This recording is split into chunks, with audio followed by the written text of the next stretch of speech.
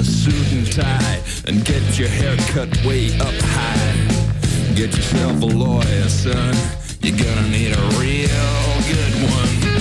And here he is, stepping into the studio for you, David Whiting, well-known Melbourne solicitor. Good morning, David. Good morning, Virginia. I've got a compliment for you. Oh, okay. Can I start by reading this out to you? It's a lovely email, and thank you for sending it in to me, Maria. Hi there. I had a flight booked with Qantas to Cairns last July but couldn't make it because of COVID lockdown. Qantas refunded my frequent flyer points, but despite 6 email reminders to Qantas over 9 months, there's no phone number to call, I didn't receive the outstanding cash payment I had made until I listened to David Whiting a couple of weeks ago. Acting on his suggestion, I contacted my ANZ Visa card provider, gave them my details. Within a week, I received my refund. Thank you, David Whiting, on behalf of all the little people who have no voice when up against a big enterprise, Qantas in particular. Wow, thank you. It works. Yes, it really does is a very simple thing. Yep. If ever I've had any problem, and I have sometimes a couple of times with eBay, an eBay purchase, once I was ripped off by someone online as well, I've got to say my Visa, my credit card holder was just like that. It was no questions asked, fine, great, money's back. Yeah, they're pretty good. They really are. They always have a lot of money in reserve, just sort of sitting there. Questions asked, refund you. They have the ability to recover from the trader. Mm. So the instant it leaves you, the instant they pay you, they get it back from the trader. So they're really out of pocket. And the really big organisations... I bet they don't. I bet they don't get it from some schmucky eBay seller online from Hong Kong. Yes, they do. Really? Yeah, if it's you pay by credit card or pay by PayPal, there's a clawback function that they have the right to use. So what we're saying is leave it to them. Leave it to them to sort it out.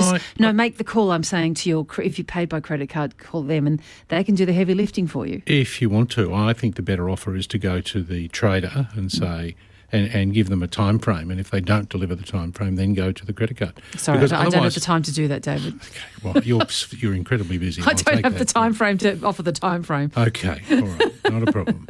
No homework? No homework. But you did want to offer a perspective on the buyer beware that we were discussing in relation to buying blocks of land for development in the Murrumbidgee Shire and possibly elsewhere. Well, what the Shire President was saying was that there have been changes in planning laws. Now, there's what's called... I mean, when I started in the law, it was let the buyer beware absolutely. That's right. And then the Sale of Land Act was amended to require vendors to provide a whole lot of information to the purchaser. Mm-hmm. So all of that then gets provided, but it's limited. There's nothing... so, for example, one of the silly things is I want to know if telephones are connected. But I would have come along and said it makes just as much sense if you also tell me if NBN is connected. Yes. But so if you have the NBN and no telephone, your answer is you don't have the telephone connected, even though to all intents and purposes it's an identical service. Right. So, but there's a provision in called the Material Facts Requirement in Section 12 of the Sale of Land Act. And there's a guide from Consumer Affairs as to what that is. Well, you'd expect that to include you are not able to build on this block, or you may have a house but no further buildings. You would be pleased to know that the Consumer Affairs Department has issued guidelines as to what material facts are, and that's not one of them. That's not one of them. No, and I'm required to give you particular information in relation to planning, but I must say not all of it's particularly useful. So it really is buyer beware. Yeah, well, I will tell you lots of things, but just won't tell you everything. So you've got to, ring your local council where you are thinking of buying the block and saying, what can I do with this? What you need to do, your question is, do I need a building permit to construct a dwelling on this land? Yes. And you can also look at the zoning of the land at planningschemes.vic.gov.au. Read them there. But, they're quite voluminous. I can imagine. I don't have the time for that either. Amanda in Bulleen, you get to kick us off this morning. Go ahead. Oh, thanks, Virginia. Thanks, David. About a month ago, I registered for a dating agency, singles agency, and it's where I won't mention the name obviously, but they organise dinners for people so that you get together with six, and their big thing is that they organise it suitability-wise. Yes. After I'd paid the $300 fee for 12 months, I was surprised they didn't want to know any more about me. All they know is my age and my personal details they don't pass on. I have registered for 3 dinners over that month. I haven't been invited to any. And so now 1 month of the 12 is gone. I've asked for my money back. I've gone through their terms and conditions with a fine-tooth comb. They have ignored some of my questions that I've asked them via email. And the woman did say to me afterwards that there was a 3-day cooling off period. And obviously that's passed. Yes. Yeah. I can't find that anywhere in the terms and conditions. It doesn't say anything about anything like that. And I would like my money back. I actually need the money, but it was my mistake. But I just wondered if you had any advice for me. I've asked them very nicely several times. And they're just ignoring me now. Amanda, some of the laws relating to purchases such as the one you've made actually have a requirement that says they need to tell you about the 3-day cooling off period before it starts. I'll let you know next week whether that applies to you or not. What you need to do is read the terms and conditions and see if they've given you what they promised you. Right, so if they've come along and said you will get to go to this many dinners in a time frame, then they might be running late. But have they failed yet? No, they haven't specified that. They just say they'll invite you to them when they have enough suitable people, for one. Have you actually, can I just jump in, Amanda? Have you made contact and said, hi, it's been a while, when do I get to go to one of these dinners? Well, I have no, I haven't asked that specific question. I guess I just said, look, it's been a month. There's been 3 I've registered for and I haven't been invited, where I realised that, there's not enough suitable people for it. They don't know the suitability because all I know is my age. Could I please have my money back? That's all I've said. I don't know if 1 month is that long to wait, is it? 1 month, I don't. I mean, if you're at 6 months and you haven't been to anything, I would come along and say you failed absolutely in your obligations. I want my money back, but at 1 month I'd come along. There's still the tail end of COVID. There's still a reluctance on people to socialise, particularly with people they don't know. Yeah, and people probably getting sick as well. So you don't want to give it a bit further, Amanda, or you want to push on? No, I don't. I've been put off by their lack of communication, and I don't trust them anymore. Anything that Amanda can do here, David? Well, I don't think that they've breached their contract yet, Amanda, so wait a bit longer. Okay. Are you happy to find that out for me, David? I will. I'll find the answer to the question and come back to you. I'll listen next week again. Amanda, can I ask how much you paid? $300. $300, right? Yeah. And have you got chances with somebody else in the meantime? Like maybe you've managed to secure a date outside of this service? Well, to be honest, it's put me off again for a while. Oh, don't let it do that. They might get there. They might. Your money's there. Give it another go, Amanda. Stay in touch, will you? Thanks, Virginia. No, Thanks, David. Thanks, no, Amanda. It's nice to hear from you. And it's a tough life, really hard. If you hear from any single people who are Meeting trying to new find, people is difficult. make meaningful contact with people who aren't just there for, a booty call. I mean, it's really, really hard. Really hard. So I feel for you, Amanda, and maybe stay the course. Anna in Essendon, go ahead. Hi, David and Virginia. I was wanting to speak to you about rural subdivisions now that there's been discussion of that this morning. We have a 55-acre property up in the Campaspe Shire just out of Echuca, 7 k's out of Echuca. The council has a regulation about subdivision on lots under 100 acres. Yes. We have a 55-acre allotment and we're wanting to subdivide it between 3 siblings. The council have referred us to the fact that it's zoned farming. However, David, I wanted your opinion. Down the road, which is a 7-kilometre road, there are 18 subdivisions under 55 acres that have been previously allowed up until probably. How are they zoned, Anna? Well, I assume all of it's zoned farming all down that road. No, what you can do is you can have a look at the Campaspe Shire planning scheme and you'll see what their zonings were, and the rules change from time to time. But what the government is trying to do is maintain a distinction between land and rural subdivisions. They want to keep farming land for farming rather than have it converted into residential. But my view would be that at 7 k's, they're ultimately going to get to you. It will ultimately be rezoned and suitable for subdivision.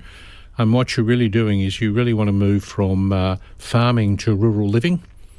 You might have a talk to... So I would be starting with the zoning maps for Campaspe, find out how close how close they are, find out what the zonings are, but otherwise you're stuck with 100-acre minimums. That's the rule in a farm zone.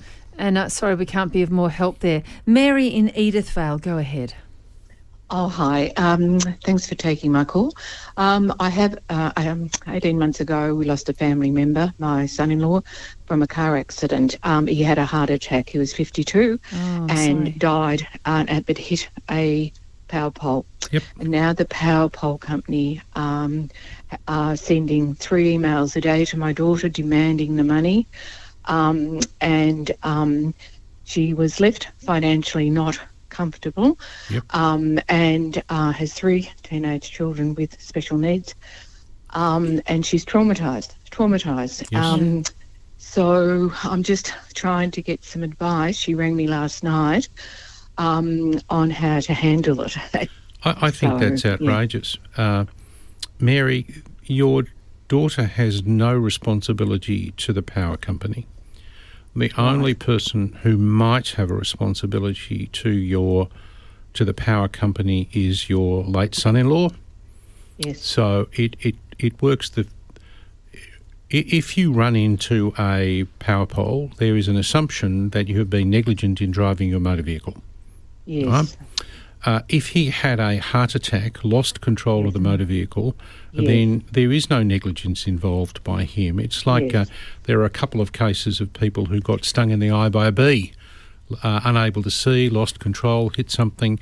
If that's the case, then your son-in-law doesn't owe the power company a cracker either. Is there some document that can be produced to the company to get them off the family's back? Well, I wanted to make the position clear first. So even if we then move to the next point, the only assets that are available to meet the power company's claim are the son-in-law's assets. And if he didn't have any, and the super will go straight to Mary's daughter, and then the funeral expenses have a priority. So my view would be there would be little or no money in the estate anyway. That's right. I would exactly now go to the ombudsman. There's a Essential Services Ombudsman, which will deal with the power company on your daughter's behalf.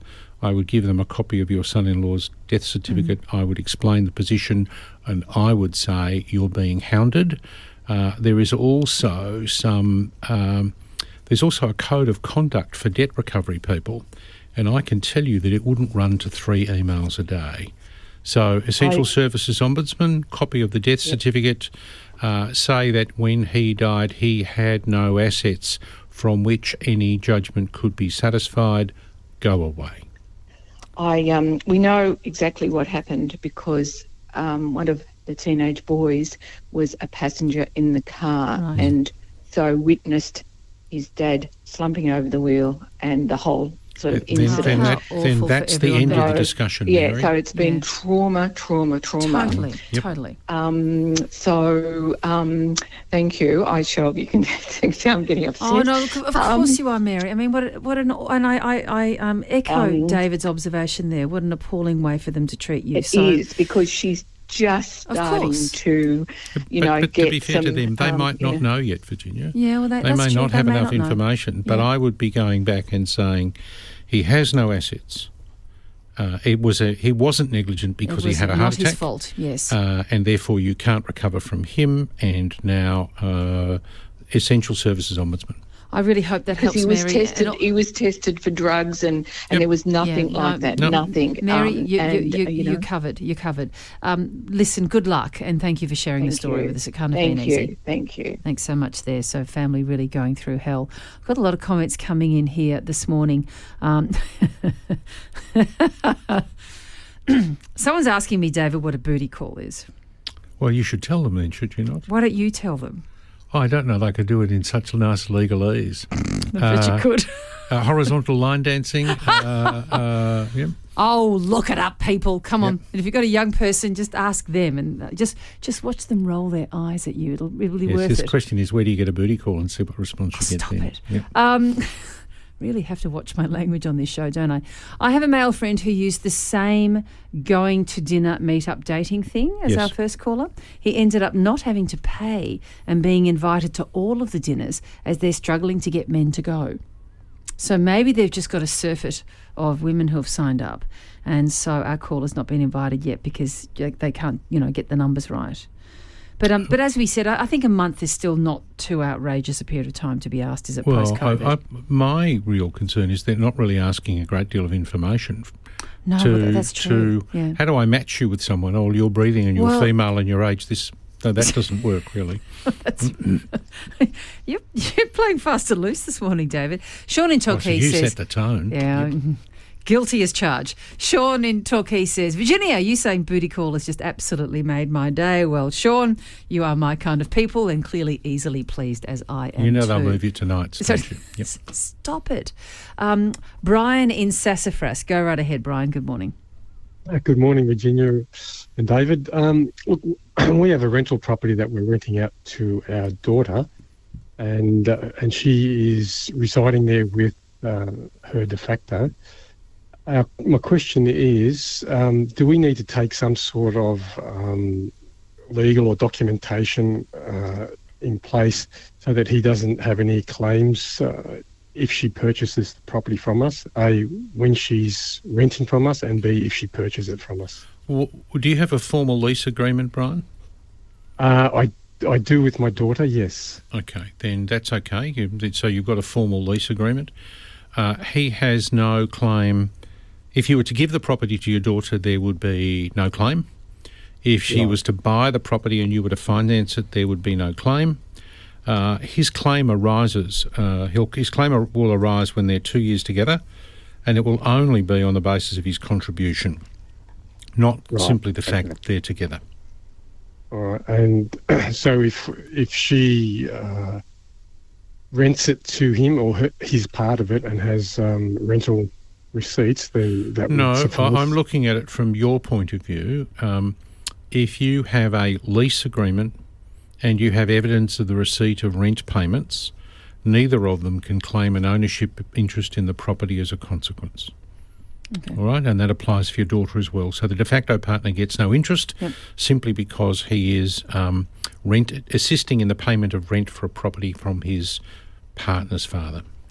Hope that helps. Good luck with it. We'll come to you in a second, Bill in St Kilda. Just stay there on the line. But I just wanted to...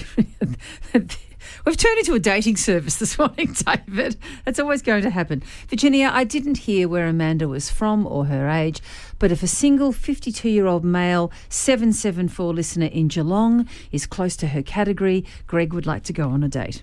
Now, look, I can't get involved in hooking people up. Don't you think that's a bit dangerous for a public servant here on the airwaves to do that, David? I'm on a hiding to nothing. But you should go and supervise. No. You know what I said? I didn't have the time to... I don't have time for that one either. Yeah, but someone will feed you. It's okay. Well, I'm always interested in dinner. I'm not going on the date. I'm taken. Bill in St Kilda, go ahead. Oh, good morning. I have bought tickets through Ticket Merchant for Hamilton for this Thursday night, and we have people flying from interstate to attend. We received a phone call from Ticket Merchant last night that they can't provide the tickets. Ticketmaster are the actual official ones. Yes. What legal comeback do we have, David, for breach of contract? Is this a third-party ticket on seller, or is it just at a scam site, do you think, Bill? No, it's a third party. But it's a third-party website. Sorry. Yeah, okay. I missed the naming. My apologies. Go ahead. So, Bill, unless you told them at the time you were bringing people from interstate to go, their liability will be limited to the refund or the cost of replacement tickets. So there'll be some terms and conditions on their website. What you might do is see if you can get... Sometimes they release seats fairly late in the piece, so I would be trying to see if you can get seats. And if you end up paying more, you may have a claim against the website you bought them from. Right. Is there any benefit in going to the ACCC to put in a complaint about this? Between now and Thursday, no. You might complain to the ACCC about on-sellers of tickets selling tickets they don't have. So that would be a worthwhile complaint. But in terms of Bill's problem, Bill's problem is that the fact that you're bringing people from interstate to go Yeah. to Hamilton has really got nothing to do with them. All right, thanks very much. Thank you, Bill. Bill, I hope you get your money back. Can I ask how much you A spent, credit Bill, card. if you're still there? Oh, for 4 tickets was about $700. Yeah, wow. And I guess you don't have the money to re-buy tickets for the night from the official seller, correct? Oh, we probably could, but I think it's outrageous that these people promise to provide you tickets for the night that you purchase them, and then they turn up and say that they're not available. There's been some ACCC discussion in relation to the on-selling of tickets in these circumstances. Yep. So, okay. Well, hopefully that's helpful. Make the complaint, Bill. This is being suggested on text as well. Richard, who's a lawyer in the city, David, read the power poll. The TAC will pay very significant compensation to the daughter if she makes a claim as it involved a motor vehicle. Yes, she will. They will. If the TAC, the Accident Transport Accident Act, provides for compensation for dependents. It's a no-fault jurisdiction. Okay. I would suggest that she go off and see a lawyer. It was from Edith Vale, I think. Yes, lady from Edith Vale. She go off and see a lawyer, and they will claim, and there are lots of people who will do it on a no-win, no-fee basis, which Right. at this end means they simply get paid at the end. Okay. And it will depend upon the income which her husband had. Let's finish up with Jenny from Kingston. Jenny, go ahead. Oh, hello, Virginia and David. I'm rather nervous. I haven't rung in before. I was the first time too. Jenny, you. can I just say you should be nervous. I plan to give you a very, very hard time, Jenny. So this is Oh, gonna I'm quaking now in my shoes. good. Excellent. That's what And I want. it's not a booty question. Stop it. You're doing very well for a first-time caller. Okay. Look, I'm reading it out. It's very short. We live in a beautiful spot on 2 acres outside the small town of Kingston. And we're lucky we've got beautiful views, and we've been here for nearly 40 years, and we thought we'd grow old here. Okay. The West Victorian Transmission Network will pass about 150 metres from our home and will devalue our home and may make it unsaleable. We'll see the pylons all day from our windows and hear the humming.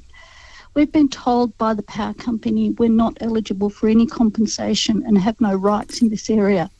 And there are many others that we know in this situation. I'm wanting to know from David, are there any legal avenues open to us? I'm going to give you a better answer next week, Jenny, but because they're not taking any land from you, there would be no compensation. And my view will be what you really need to do is persuade the power company that they can go somewhere else. Well, because it's a big controversy at the moment. It's just not a... although the bigger controversy is wind farms. Yeah. No, this is a pretty big one for that area. We've been taking many calls on it and speaking to people in the council there as well. They have an objection to it too. So, I don't know about the success of it because we've dug into this one pretty deeply, Jenny. I think your chances of success are minimal. And we're doing this next Tuesday with the local council as well. So, yeah, I think that's Jenny, I mean, look, it's not for me to say, but any other legal advice, David? No. No, that's it. Jenny, I guess tune in next Tuesday, listen closely to the arguments, and maybe the broader thing is see if you can learn to live with it. It is amazing what you can learn to live with, Jenny. I think when we have got this beautiful, tranquil area... No, I get it, but seriously, what the human can adapt to is just amazing. Oh, well, would you like to come and swap places then, Virginia? I don't know. Do you want to live next door to an old pub? I'd rather live next door to an old pub than humming lines that tower across our landscape, I have to say. And we won't be able to afford to buy now. You know how prices have gone up. Sure, it's Green Acres, isn't it? Whether you like the city or the country. David, thanks so much for your help. Thank you. That was great. We've got a little bit of homework for next week as well, so don't forget to tune in.